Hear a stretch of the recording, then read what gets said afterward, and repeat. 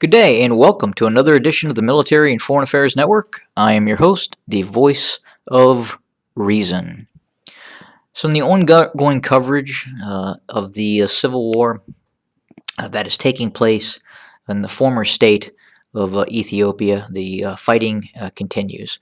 Again, there continues to be very significant fighting on the southern front inside of the Amhara region, with Tigrayan defense forces continuing to press further south of Waldea and engaging in fairly large-scale battles against the Amhara militias and paramilitary units and elements of the Ethiopian National Defense Forces, to include elements of the Republican Guard and more specialized commando units that have been brought in from the capital, Addis Ababa.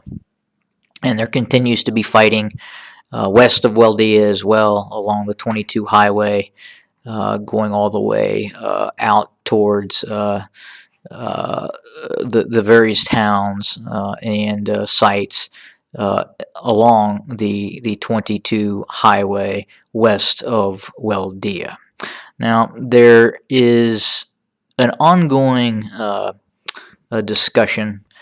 There is reports coming in that would indicate that the Eritrean military may be preparing for an operation to re-invade the Tigray region.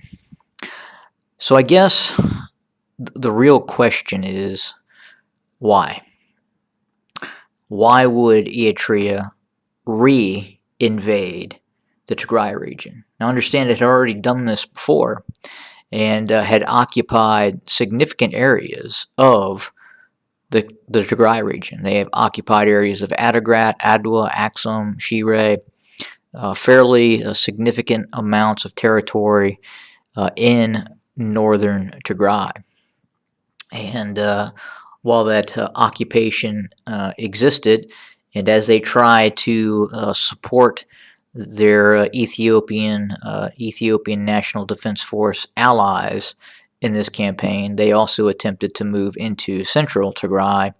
And as with the Ethiopian army, the Eritrean army also suffered greatly during that occupation in terms of casualties and loss of material, and had to eventually pull out, as did the Ethiopian army. So it would have been much easier to stay in northern Tigray and continue that occupation as opposed to leave the Tigray region and then for some reason re-invade it.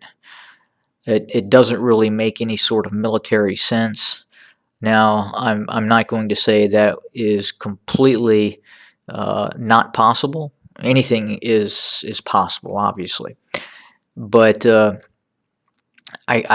only reason I could really see Isaias Afwerki, the despotic leader of the nation-state of Eritrea, would be to support his ally and partner, a junior partner in this operation that occurred in the Tigray region. And if Isaias Afwerki believed that there is a possibility that the government of the Prosperity Party and the government of his ally, Abiy Ahmed, was in danger of falling, then I think there is a possibility of a re-invasion could be considered. Now, understand, a new invasion of the Tigray region is going to be much more challenging than what occurred in 6 months ago. It's just not the same ball game, so to speak. The Tigray region is now fully mobilized, whereas before the invasion by the Eritrean army into the Tigray region was more of a surprise.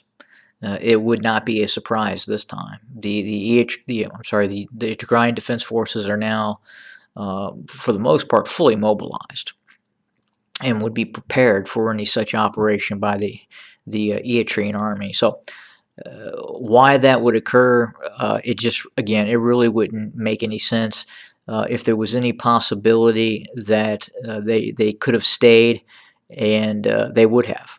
They would have continued to reinforce their positions in northern Tigray. They would have reinforced the areas near Adigrat, Adwa, Axum, Shire. They would have consolidated and secured the major supply routes in and around the country. Now they would have to do that all over again. They would have to basically conduct another buildup and another invasion of the Tigray region. And I guess it's also possible that the Eritreans could be building up forces in the area to spook the Tigrayan Defense Forces into possibly deploying more forces to the north, which would then draw away assets in its southern campaign against the Amhara region. That would be another possibility, but an all-out invasion to do what you already did just a few months ago, again, really wouldn't make any strategic sense, no common sense. It just really wouldn't, other than a possibility to rescue his junior partner in these endeavors, an ally, Abiy Ahmed, if in fact he believed that Abiy Ahmed and the regime inside of the former state of Ethiopia was going to in fact possibly fall. And is that a possibility? It is. I identify Ethiopia really as the former state of Ethiopia, because much of the governance right now, in terms of the use of military forces, a lot of that is now coming from the Amhara region in terms of the buildup of these Amhara paramilitary units. These are really supporting the Ethiopian army very heavily, and we're now starting to see the Amhara paramilitaries and militia units being actively utilized against the Oromia region as well. So we're seeing the Amhara region take a larger role in its control of Ethiopia. But again, and I'll go into what I believe the 6-month forecast is going to look like. I'm even going to do a 1 and 2 year forecast. But again, it's really breaking down into an ethnic focused conflict with really the major ethnic players really turning on each other and fighting each other, and that's kind of what we're seeing. But back to the whole Eritrean invasion theory. Again, it's possible. If it happens, would I be surprised? No.